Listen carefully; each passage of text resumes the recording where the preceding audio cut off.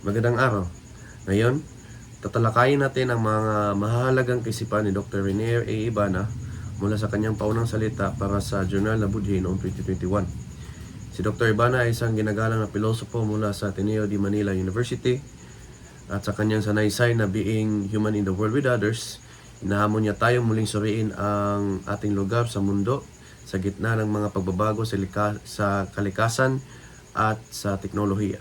Ang pangunahing tesis ng akda ay ito: ang pagkatao ay isang ugnayan sa kapwa, sa kalikasan, at sa Diyos.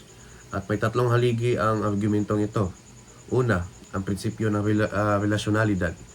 Ngamit ang unlaping ka, ipinapakita dito na ang ating pag-iral ay laging may kaugnayan sa iba at hindi tayo nabubuhay ng mag-isa. Ikalawa, ang tao bilang embodied spirit. Ipinapaliwanag dito na ang ating mga pandama at katawan ay ang mismong tulay upang maranasan natin ang espiritual na katotohanan. At ikatlo, ang kadikalaan ng Diyos sa mundo. Sa pagbanggit sa huling mensahe ni Father Roque Ferrios, ang mundo ay puno ng kadikalaan ng Diyos. At ito ay ang isang aktual na pwersa na nagbibigay ng bagong buhay o freshness sa lahat ng bagay. Ano ang kalakasan ng tesis nito? Napapakaaktibo nito dahil nakaugat ito sa ating sariling wika at karanasang Pilipino. Ginagawa nitong totoo o aktual ang Diyos sa pamamagitan ng ating pagkikipagkapwa at pagkalinga.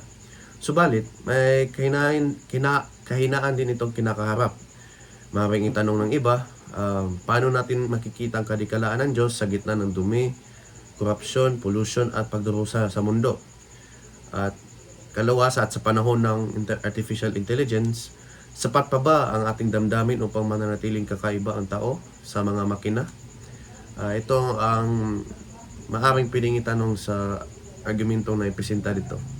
Ngayon, paano natin ito maisisabuhay?